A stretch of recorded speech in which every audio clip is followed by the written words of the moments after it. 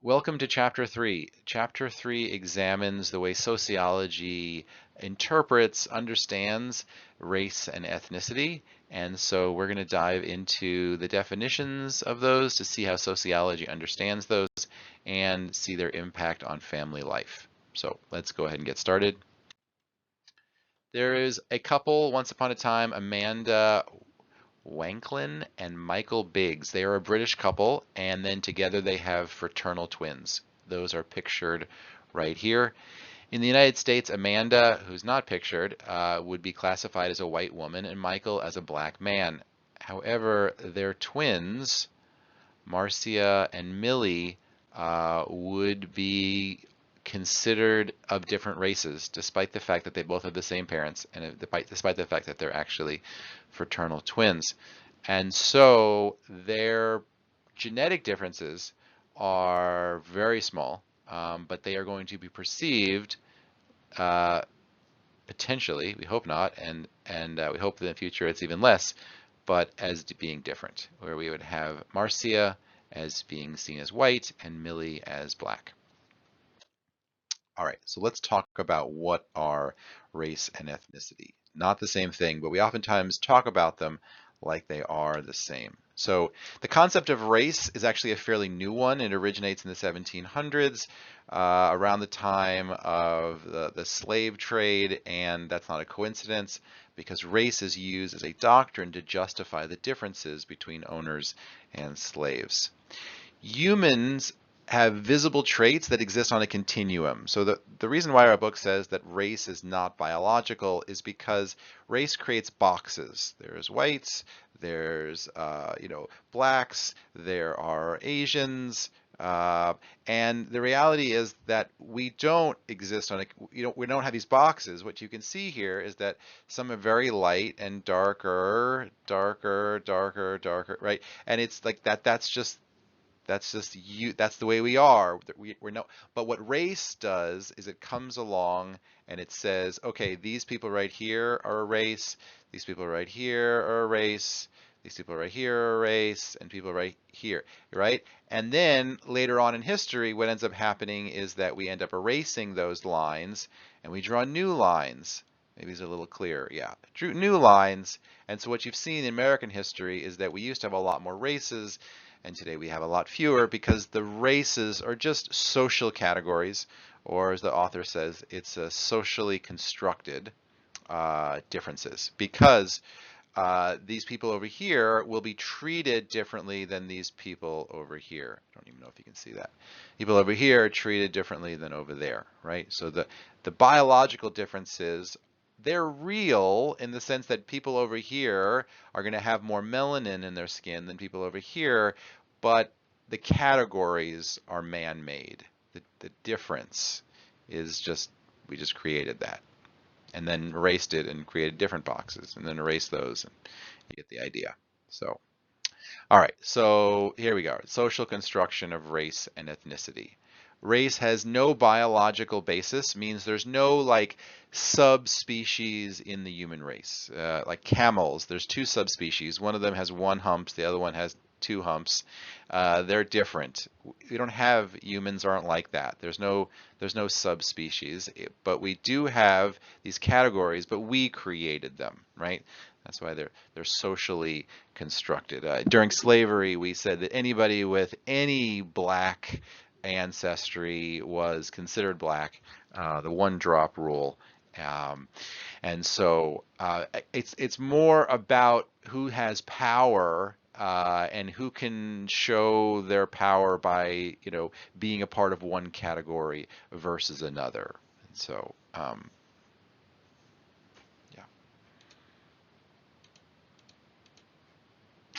Race and ethnicity are self-identified. And so like theoretically, I guess anybody could change their race and become anything they want, which kind of sounds silly. But the reality is we often agree with the group. The group will say, "Oh, you're white," or "Oh, you're Asian," and we'll adopt that as our own. So we self-identify, but oftentimes the group says to us, that they tell us what to say. So. Um, They change over time and over place, right? Potentially you could leave the United States and go to a different place and you would change race because their categories are going to be a bit different than ours. Oops. No.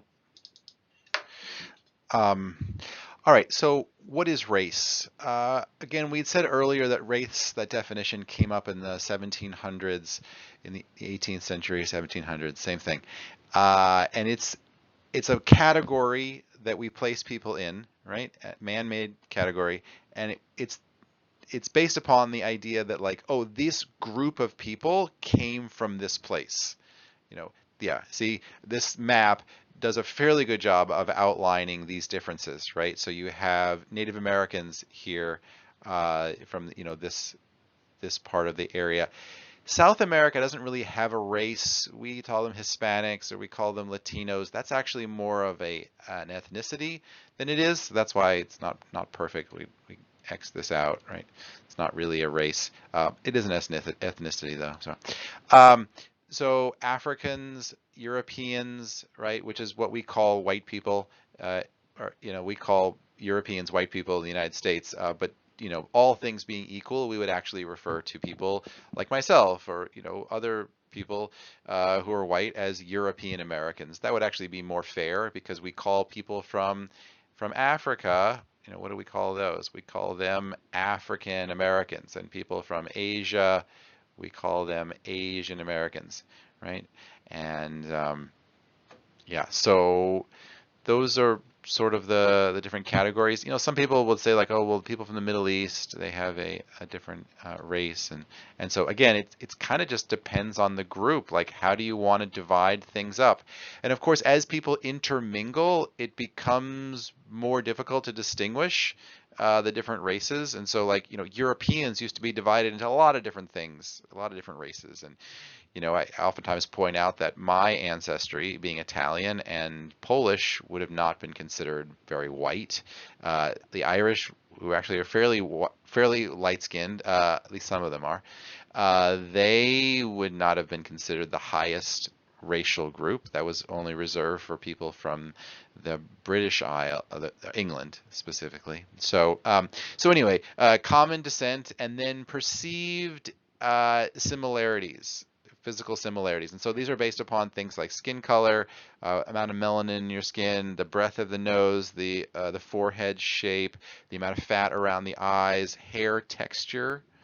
I think those are the major ones that we do. And we say, like, okay, based upon your combination of that stuff, like we're assuming you're from these different areas from the world, your ancestry, and therefore, and also maybe you have the problem with race is that it's like, oh, well, therefore you're probably good in chess or good in math or things like that. And that's where it gets to like, yeah, that's more about culture, and the science and the evidence of that is kind of weak because you have some people that are just, really break the mold on those things. Like we used to say that like that Jewish people were just really, really good in basketball, kind of like we did for black people in the 90s. We would say, oh, there's something about you and your race of people and your, the length of your legs and your wrist, like muscles and all this kind of gobbledygook about that makes you a really good basketball player, and so it's real weak science. But if we believe it, then it becomes very powerful. Um, so, Yep, too late. All right, and here we go with ethnicity. Ethnicity is about cultural identification, and it comes about language. It becomes about the religion or the ancestral origin, which you might be thinking, wait a minute, didn't we just talk about with race?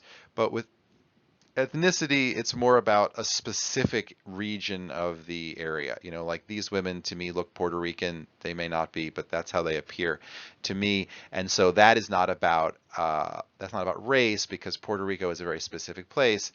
That is that's about ethnicity. That's about language. What do they speak in Puerto Rico? What kind of traditional practices are Puerto Rican? And so That's ethnicity. So usually we have both. We have a race and an ethnicity. So for instance, if you were raised in Japan, then you would have a Japanese ethnicity. But if your parents came from Sweden, then your race would be European, right? But if you were like, if your ancestors, had been in Japan for, hundreds of years, and you looked like the other people who are traditionally associated with Japan, then you would be also Asian. You'd be Asian, so you'd be an Asian Japanese race. Asian is a race, and ethnicity being Japanese. All right. So why bother classifying? I always have students ask this, and I ask this too, and it's like, is this actually worth it? Was this something that we should keep doing? And some people say yes, and here's why we do it. So there is still a difference. Their family life is different, the social life is different, your access to jobs. People still tend to marry within their group. They practice endogamy within. So, white people tend to marry white people, and people who are Catholic are more likely to marry Catholics than they are other non-religious groups. And so there's still this, we still practice within the group. We tend to gravitate toward people that we perceive are similar to us. And yeah, there are people who marry outside of the group, and that is referred to as exogamy or exit. They've exited their group, right? There's more of that occurring today than there was in the past. The penalty for marrying outside of your religion and outside of your race and outside of your, I don't know, ethnicity group is lower than it was in the past. Let me give you an example from my own family.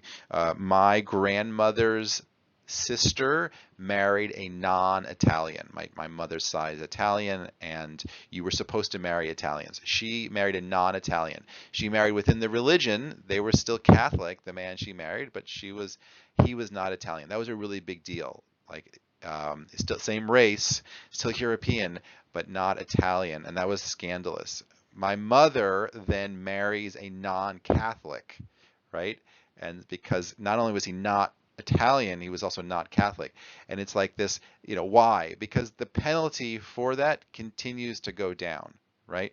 And then my sister then marries a non-European, right? So you can see that like every generation, it becomes the penalty for marrying difference gets lower and lower, and people are going farther and farther outside of their group, right? So because my sister's husband is not only non-Catholic, non-European, right? It's just much more difference there, and that is perhaps because the penalty is lower. I also think there's maybe an increased understanding that it is good for society for us to intermarry.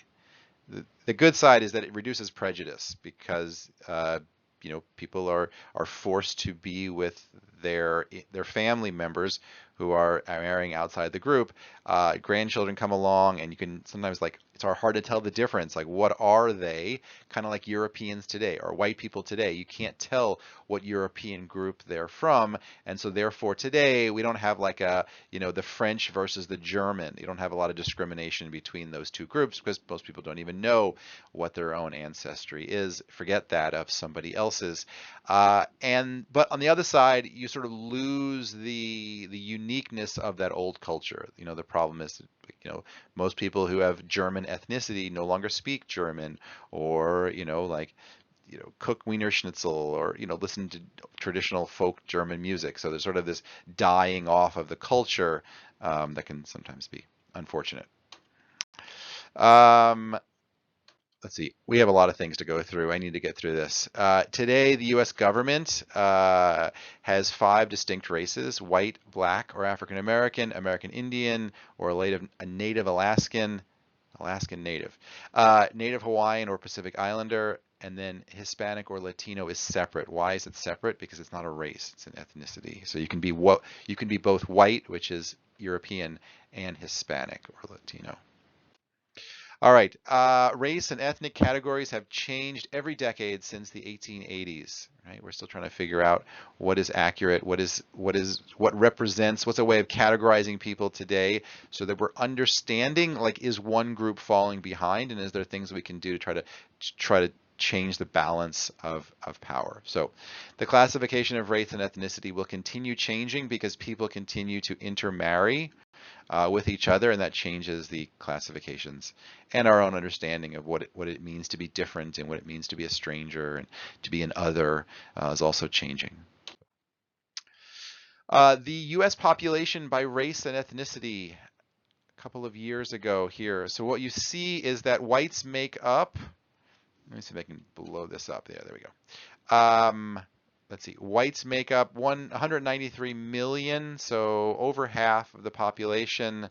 Then you have Hispanics being the second largest group. And again, it's Hispanics here of any race. And I've got a highlighter here.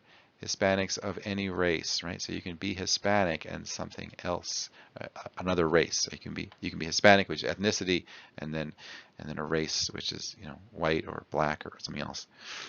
What else? You have blacks, African Americans being the second largest group, followed by Asians, followed by multi-races here, this blue one, and then kind of in the middle here, we've got some American Indians, Alaskan Natives, and then some other race.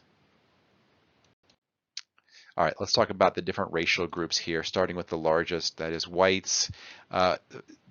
Whites don't identify with racial or ethnic group. It's unfortunate, but it oftentimes ends up being that the dominant group doesn't recognize that they even have a race.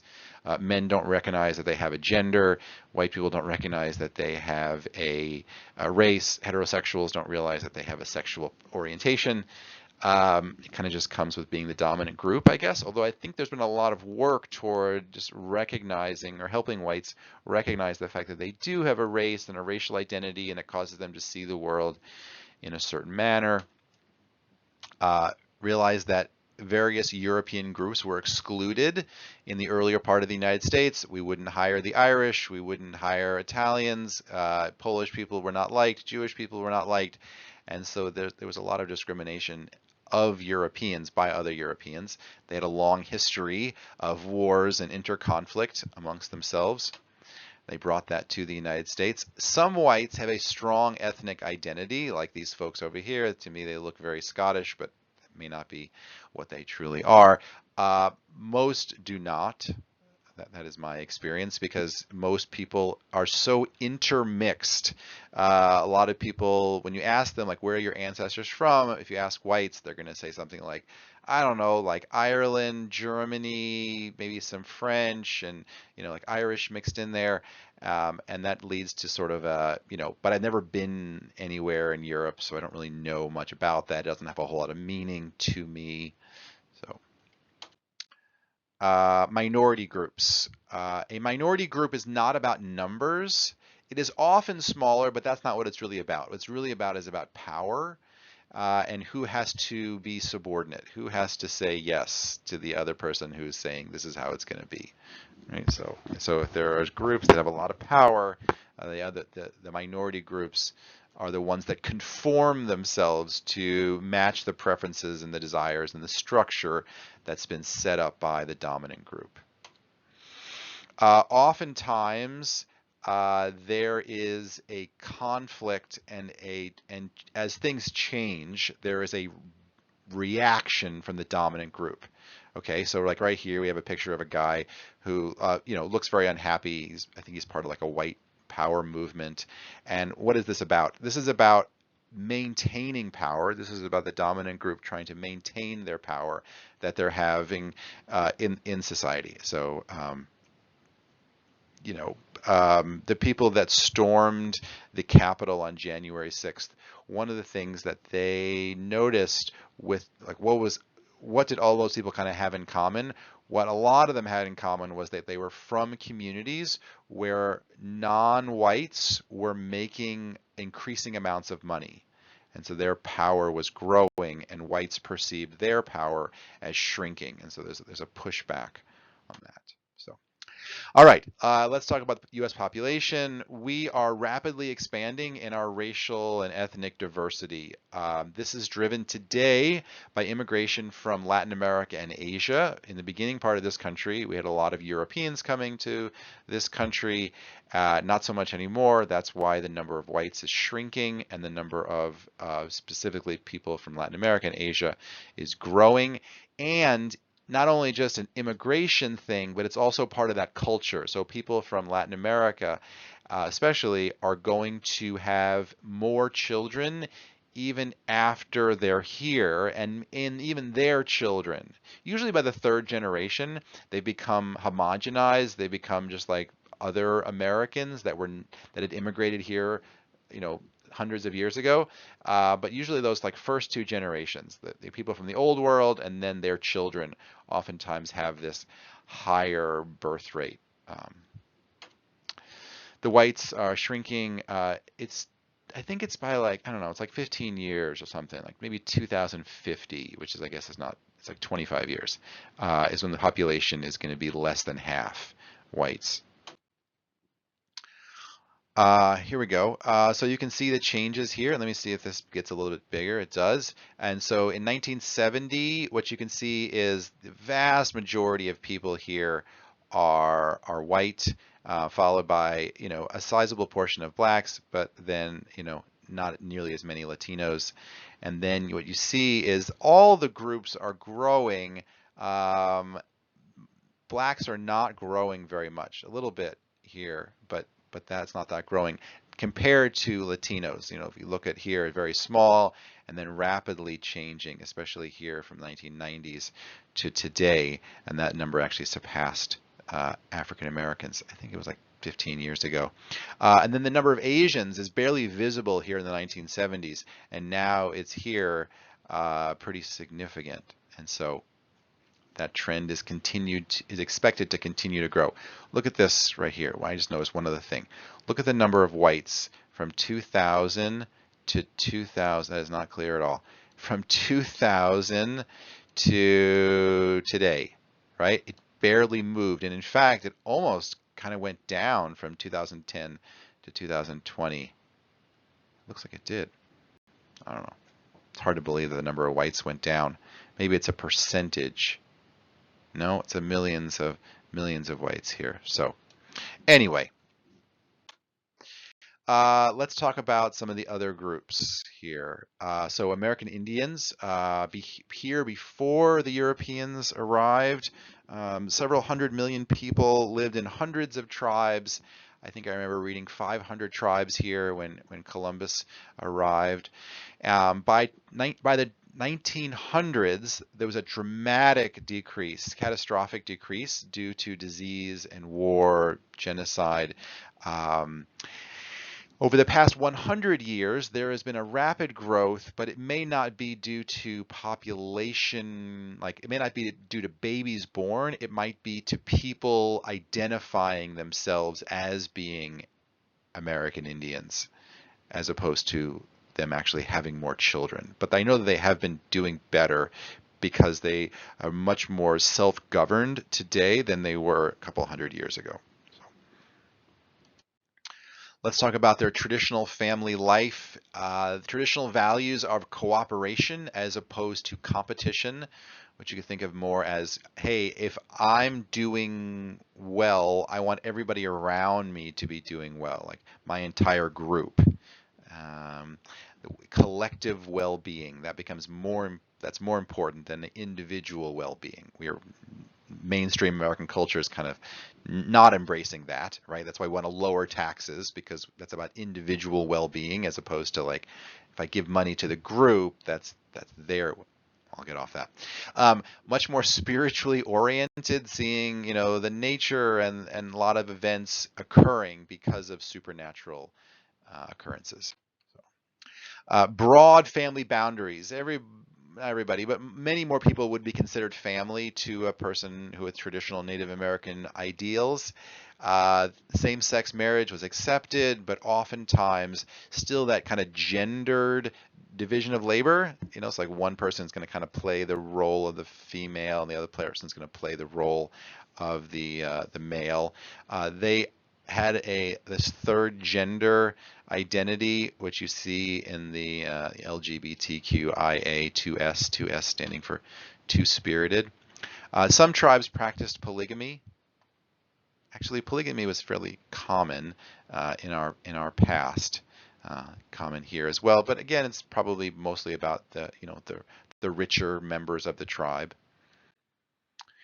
Today, 22% live on reservations, which are oftentimes in rural areas with pretty desperate conditions. High alcoholism, high amounts of other health problems, suicide, violence, domestic violence, high deaths due to COVID.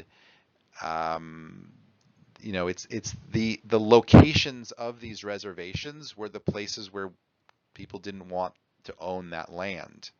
If you think about the history of the Native Americans, it's pushing them off the land that's desirable onto the land that's not desirable, right? So if you look today at where they're at, you can't really farm. There's not a whole lot of ability to create infrastructure. So it's a pretty, poverty-stricken place. So there are some things that are helping working gambling industry provide some income. They sell tobacco through mail and things like that help. Again, self-governing also helps. Looking at African Americans, specifically through the lens of family resilience. A lot of history and sociology will focus on the problems related to African American families, but our author chooses to look at this more from a resilience perspective and seeing what's going well. And so what you see in African American communities is Black women being really strong leaders. And working as a form of necessity, as the fact that many Black men did not have jobs after the factories left in the 1960s, 70s, and 80s. And so oftentimes what happens in families, by necessity, the structure changes. And so in this situation, African American women became more of a leader, which is a matriarchy.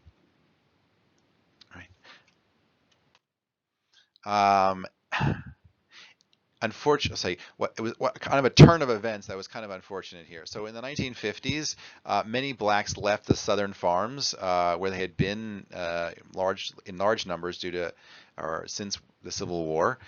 Or I guess before that, they were freed in the Civil War, but still many of them remained in the area. Some of them even remained on the same farms that they worked as slaves. But they moved in the 1950s to work in northern cities like Detroit and Milwaukee, Chicago, doing blue collar work like building automobiles and things like that. Unfortunately, they were not allowed into white neighborhoods, and so they were in segregated neighborhoods, of which they oftentimes did not own the homes in those neighborhoods. That's where this redlining, where banks would say, we don't lend money to people who are living inside of these neighborhoods. And so if you wanted to buy a house inside this neighborhood, you would have a very hard time getting a loan. After World War II, many white families found that they could get really cheap loans due to being a part of the serving in the war, but many African Americans, upon returning, found that they did not have access to that because the banks would refuse to lend to anybody within the red-lined neighborhoods. So that really prevented a lot of African American families from building wealth like the white families did. So it's one of the reasons why African American families tend to have a lot less wealth today compared to the average white family. This is a distribution of people in Milwaukee, which is one of these old industrial cities. Let's see if I can make this work here. And so this chart right here looks at whites, and it only looks at whites. So every color here is whites. And so if that neighborhood has 80% white, then it's going to be this dark red color. So what you can see are the neighborhoods with a lot of white people is on the not the coast. This is like Lake Michigan right here, but it's on the lake, right? And then kind of some of these outer suburbs, right? That's where you have a lot of whites, and then you have whites, in majority neighborhoods right here. Where you don't see a lot of whites here is in the inner city of, what's the name of the city? Milwaukee, right? And then over here it's Hispanics. And so what you see here is you have very few Hispanics in these outer suburbs, and you have more of them on the south side of the city. And then over here you have blacks, and what you see is they are in large numbers here in these the northern part of the inner city. Right? And so this is just an example of the fact that we still haven't done a great job of intermingling in our neighborhoods. We're still living pretty segregated, where you have a lot of whites out here in the suburbs, and you have a lot of Latinos here, Hispanics rather, in the south part of the city, and then you have a lot of blacks here. So, all right. Looking at African Americans, continuing to look at African Americans here. Today you have a highly visible black middle class. In fact, I think it's only 1 out of 4 black people are poor in the United States. So that means 75% of blacks are not poor. It's still a lot of poverty among blacks, but it's definitely not, close to the majority. It's 1 out of 4, but it's 3 out of 4 means that 3 out of 4 are not in poverty, right?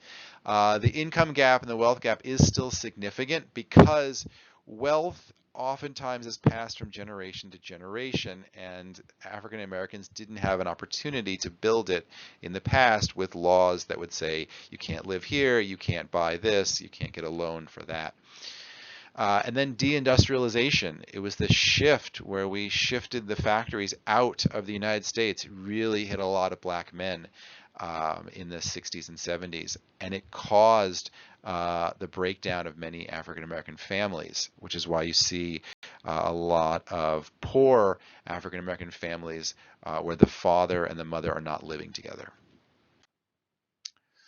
Here's a chart that just shows the U.S. manufacturing jobs, in 1960, 25% of workers were employed in manufacturing. Incredible. I think right after World War II, which would have been like, the decade before this, in the 1950s, I think half of all the industrial production was coming out of the United States. Now, some of that was due to the fact that Europe and Asia had been bombed in the war, and so their factories were, broken. But still, huge change. 1 out of 4, workers are in manufacturing. To today, it is, 8%, which is what, 1 out of 20? No, less than, more than that. 1 out of 16, something like that. So,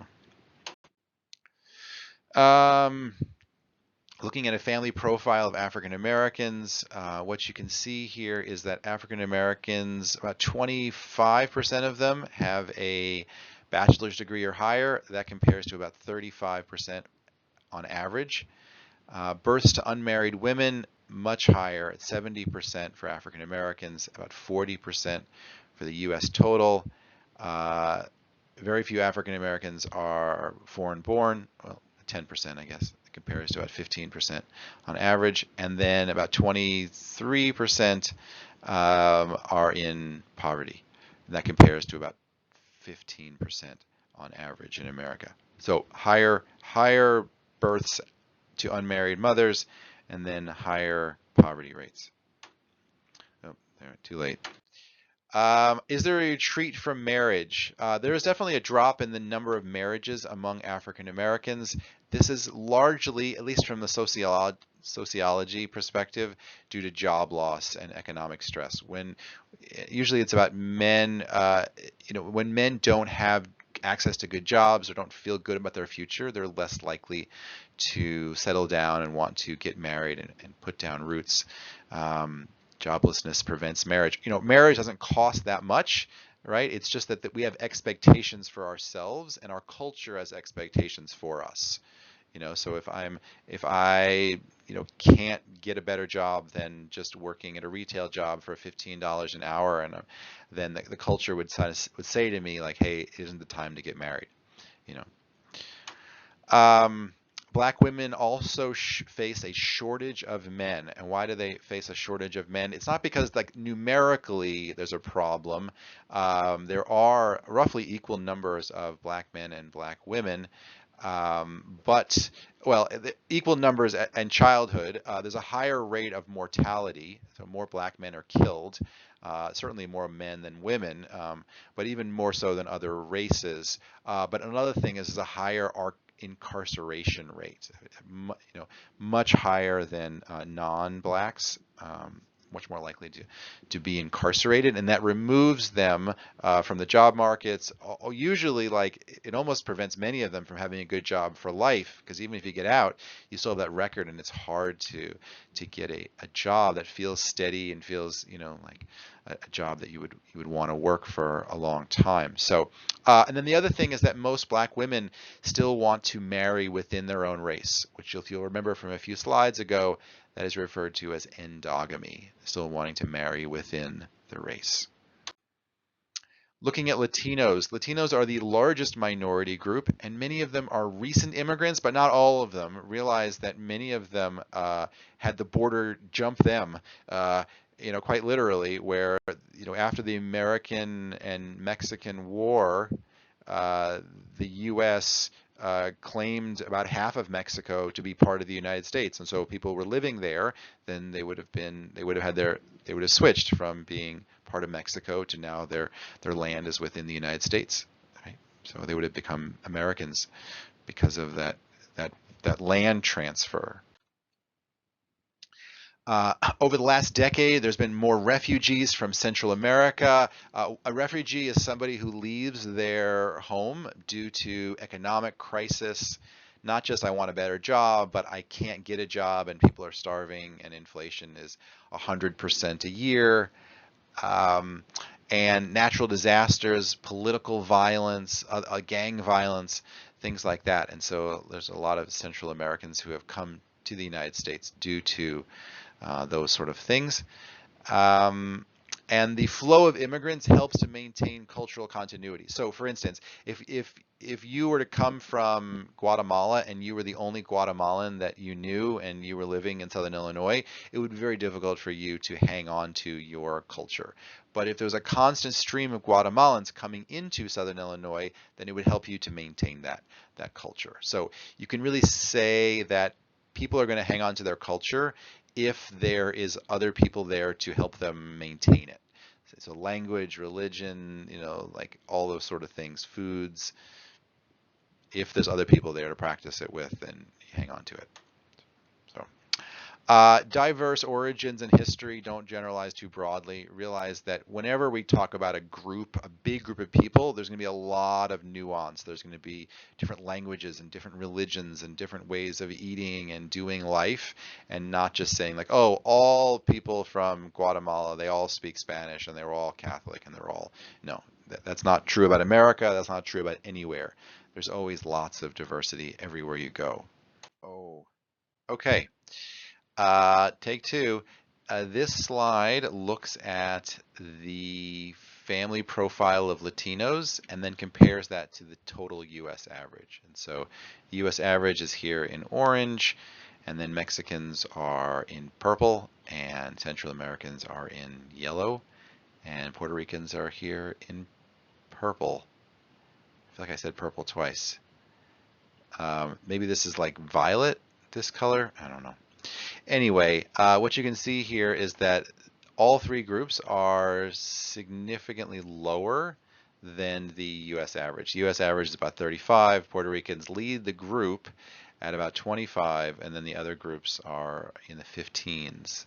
So less college degrees among these groups of Latinos.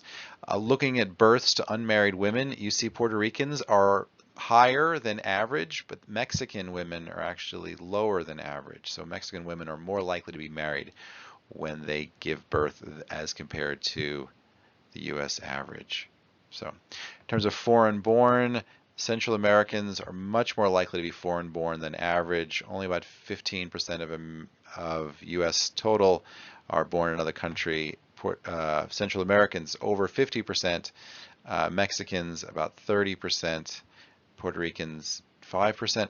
Not exactly sure how to think about that because Puerto Rico is part of the United States as a territory. Looking at families in poverty, all three groups are above the national average here at about 15%. Mexicans, less poverty, Central Americans more, and then Puerto Ricans the most. Okay. All right, so let's talk about familiism. It's fairly common among traditional Latinos. Familiism is where you put the family above your own well-being. What's good for the family is what I want to do. The opposite of that is individualism, is where you put what's good for me is more important than my family obligations, especially family of origin. You know, many people would say, all right, my family of procreation, the family that I created, that's more important than my individual desires or my individual well-being.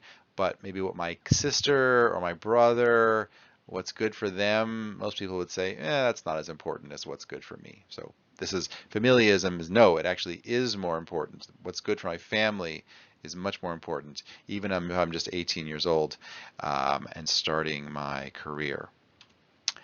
Strong intergenerational ties. So it's grandmothers to grandchildren and aunts and uncles to their brothers and sisters, wives, and things like that.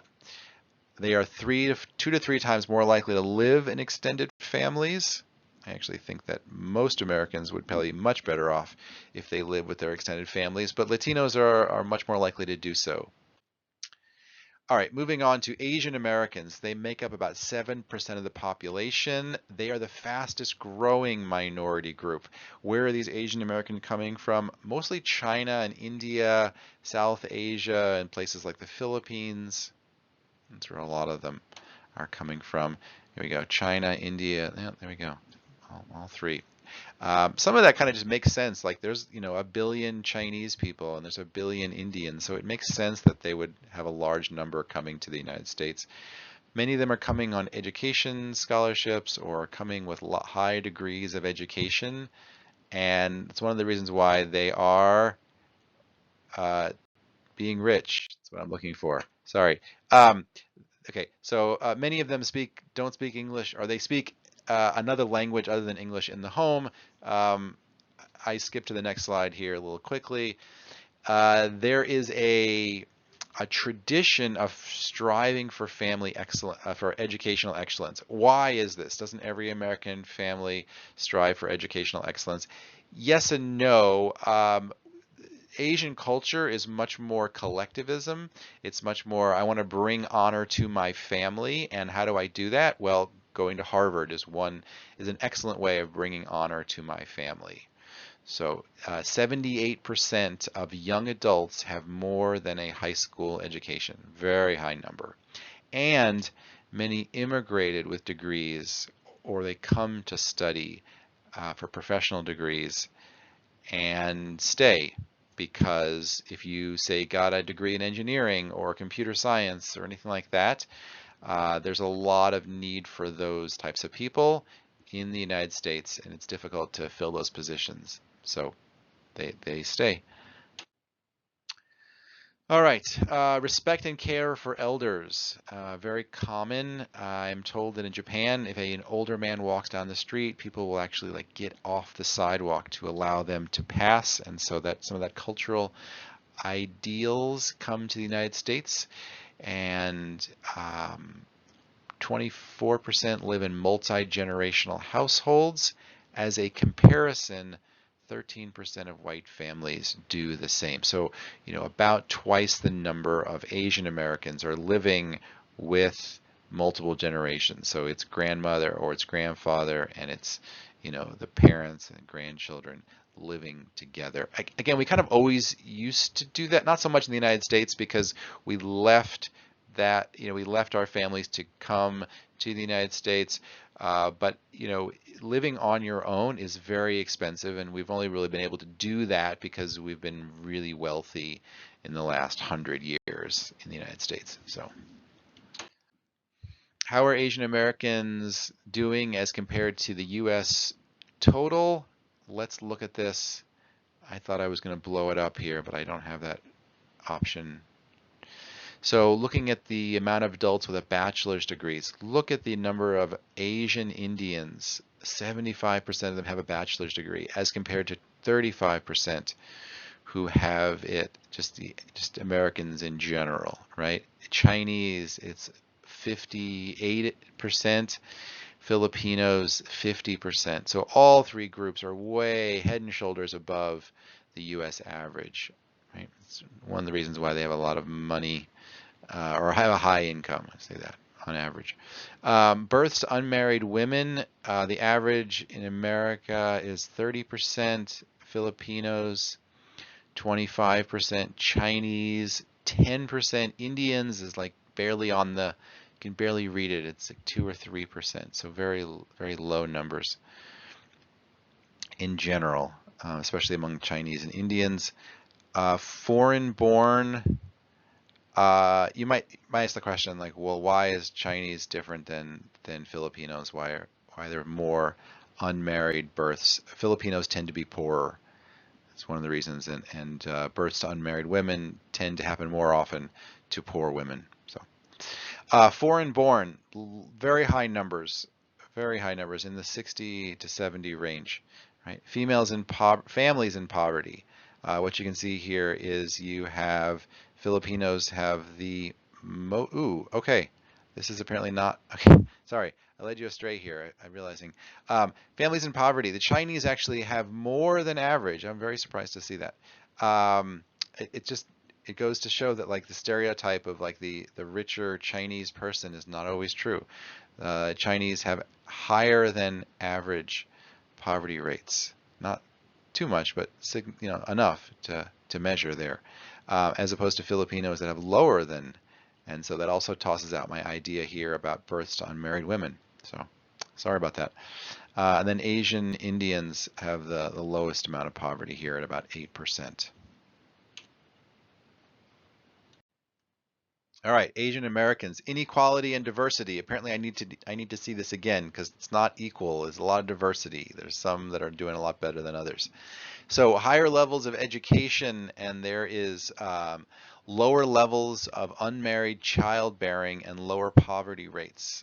They have relatively high incomes and status, and not everyone's like that though, right? There are some smaller groups from Southeast Asia that have higher poverty rates and work in more blue-collar jobs.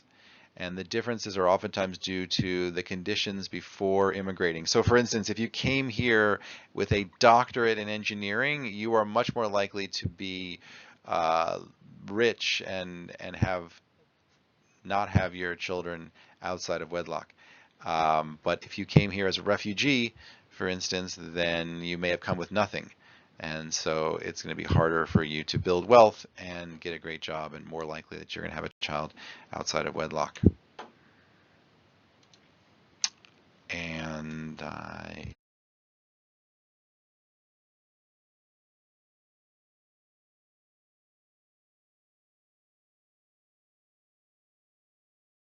all right, let's talk about immigration into the United States. We are largely a nation of immigrants. Obviously, we had some people who were forced and came here in chains, but the majority of people did either immigrate here. Obviously, there are some Native Americans, about 2%, who were here before the immigrants came. But let's talk about new immigrants. 15% of the people living in the United States were born in another country. Now, that's not as obvious here in Southern Illinois because they're not moving here. Some of them are, but not 15%, right? If you include the second generation, which means that the people whose parents immigrated from another country, now 25%, one out of every four of us, belongs to an immigrant family. All right, let's talk about acculturation. Acculturation is where you learn the new ways of doing things in the country you're in. So if we were to all pick up tomorrow and move to North Korea, for instance, and settle there somehow, we would be shocked, first of all, but eventually we would acculturate. We would become like them. We would figure out, the language, and we would learn to eat their foods and dress the way that they do and see the world. And if we didn't do it very well, which we likely would not, our children would, especially if they're born in North Korea. Okay, and so our children acculturate faster. Okay. By the third generation, the process is nearly complete. So our grandchildren, assuming that we have children there and then those children have children, it's nearly complete. They probably won't even speak English. They won't think the way that we think. They'll speak Korean and they'll see the world as a North Korean does, unless there's a ton of us that go over there and we form our own neighborhoods and we have our own newspapers and radio stations, and we really focus on trying to preserve the American culture. But if we just go over there and there's just a few of us, then the odds are it's going to be, by the third generation, they're not even going to be able to speak English. So, all right. Assimilation is similar to acculturation. It's this reduction in difference between immigrants and the mainstream, right? Like our grandchildren would really be very similar to the other children that were there, except that maybe they would look, they'd have the ancestry, they'd have our racial characteristics, right? It is successful. The differences go down when the host group accepts the new group. So if we went there and the North Koreans were like, "Oh yes, come in, hang out with us, celebrate with us, live in our neighborhoods, send your children to our schools. We like you. Let us help you learn how to live here in North Korea." Then it would work. The things that make us American, our ways of doing things, our dress, our music, would gradually die off. But if the host said, "We don't like you, you can only live in these neighborhoods, and we don't want your children going to our schools and corrupting our children with your American ways," then we wouldn't lose them. We'd have a hard time assimilating. It would take a lot longer for them to assimilate, and then usually bad things happen. Like our children may become gang members, and our children are more likely to live in serve prison time, and a lot more animosity between those groups. So. In the United States, new groups receive very different levels of acceptance. Some are accepted well, especially if they come with high levels of education and earning potential, and others are not well accepted at all. And we want them to not stick around, not live in our neighborhoods, and that sort of thing. Intermarriage. This is about identifying the factors behind the intermarriage rates in the United States. We have more intermarriage than we used to. So racial and ethnic groups remain if society sees them as different. So if the groups look at each other and they're like, "You're weird, you're not one of us," then they're going to stick with each other, because why would you, want to be with somebody that's, weird and usually bad, However, if you're seeing them as, they do things different, but it's interesting, and we should hang out and try to figure out, why they do what they do, and let's try to learn their sports games, and understand why they dress the way they dress, and share music and things like that. Then you're going to have a lot more intermarriage, right? You have this guy looks like Sweden, and this woman looks like she's from Southeast Asia. I don't know, Thailand, Philippines, somewhere in that neck of the woods. Intermarriage is considered the litmus test, the test of whether the society is accepting of these differences or rejecting of them. Got a slideshow here, and this looks at the number of whites who are married to blacks. That's the purple, and then the number of blacks married to whites, and that is the greenish. I'm kind of color challenged here. And so what you can see is that 50 years ago, it was a lot less, 1% of blacks married whites, and today it's over 8%. of blacks marrying whites. And today you have about 1% of whites marrying blacks. Why are those numbers different? Because there's a lot more whites than there are blacks. But this next slide is even better in terms of clarifying if this is truly the litmus test of the intermarriage.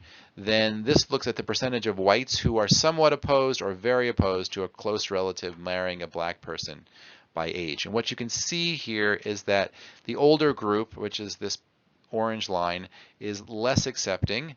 But they've been going down significantly. You had in 1990, which was not that long ago, 70% were very opposed or somewhat opposed, and today it is 10%. And then you have the group of 18 to 34-year-olds, and about half of them in 1990, and today it's 5%, less than 5%, who are either opposed or very opposed. And so this is good news if this intermarriage is truly the litmus test. So we're almost done here. Looking at unauthorized immigration, 25% of immigrants are unauthorized. Our law system for becoming an American, for getting permission, is outdated, and it's just too politically hot to touch. No matter what you did, you would be accused of, being terrible. And so politicians have kind of refused to pass new immigration laws. And so that and we have a lot of just illegal immigrants coming into the country, and anyway, that's a hot button political issue. I don't want to wade into it right now. 2/3 of those unauthorized, those here without permission, have been here for 10 or more years. That means that they own houses and businesses, and they've been doing things here for a long time. Their English is probably really good. They may have children here. They have, they've been settled into it. That makes this very difficult to remedy. Some people talk about like, well, we should just kick them out. It's like, all right, well, what if they've been here for 20 years, right? And they've got a loan at the bank because they own a house and they've got rental property. What do you do about that? What do you do about their 3 children, that they've got, and their 2 grandchildren? Do you just, it becomes like really difficult to know, like, what do you do about it? Difficult for me to know, what do you do about this? And so 5% of the U.S. workforce and their children are 7% of the K through 12 students. This would be a big deal if we said we're going to remove half of the illegal immigrants. Well, that's 2.5% of the U.S. workforce that we would lose, and that's a really big deal. The students at the elementary schools, or not elementary, but K through 12 schools, a significant portion there.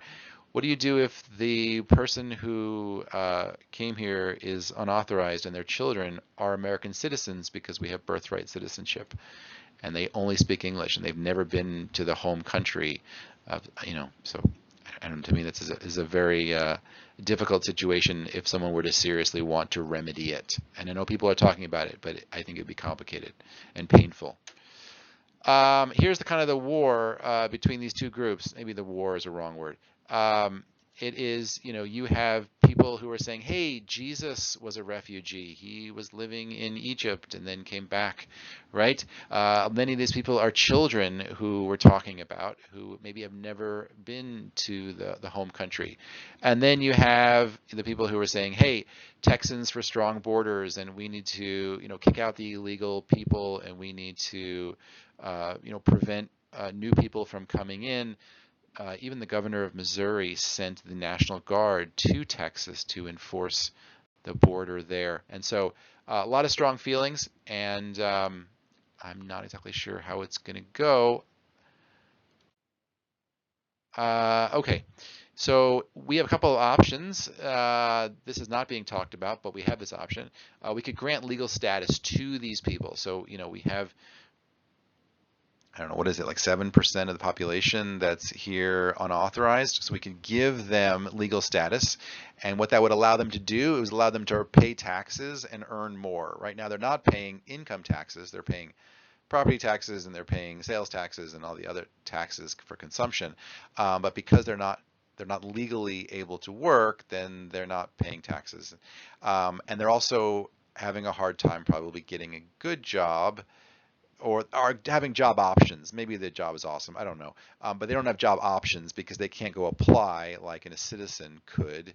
And so by giving them some legal status, they would allow them to go apply for more jobs, and that would allow them to earn more and then pay taxes and things like that. They have millions of children who are U.S. citizens, and according to the 14th Amendment, they have, if you're born in the United States, then you are a U.S. citizen. If you expel their parents, it would break up the families and harm the children. Without a doubt, it'd probably be the worst thing that ever happened to them. What else? We have an increasing number of families with children seeking asylum. Okay, due to climate change, due to political unrest, you have increasing numbers of people who are fleeing the areas that are like Central America and the Middle East and places like that. And the expected number of refugees is supposed to increase. And so I don't know. This is not something I study that much in terms of what do you do at our border? What kind of policies do you create? Do you treat unauthorized immigrants as criminals? Do you treat them as refugees? Do you have real strict boundaries for them and that sort of thing? We're kind of hashing that out. We had an election recently, and by and large, most people wanted illegal immigration to stop. They also wanted inflation to also stop, and those things are going to kind of move in opposite directions, I'm afraid, because many of the illegal immigrants do the jobs that make the cost of living low, like repairing roofs and picking vegetables and working in kitchens and things like that. But I understand that the border is a pretty dangerous place, and so trying to bring more law and order to that sounds like a good idea. So it's a complicated issue, and we just hope for good leadership and good decisions and a good backbone for the government, Congress to step up and say, hey, we're going to take this seriously, and we're going to have to make some hard decisions here.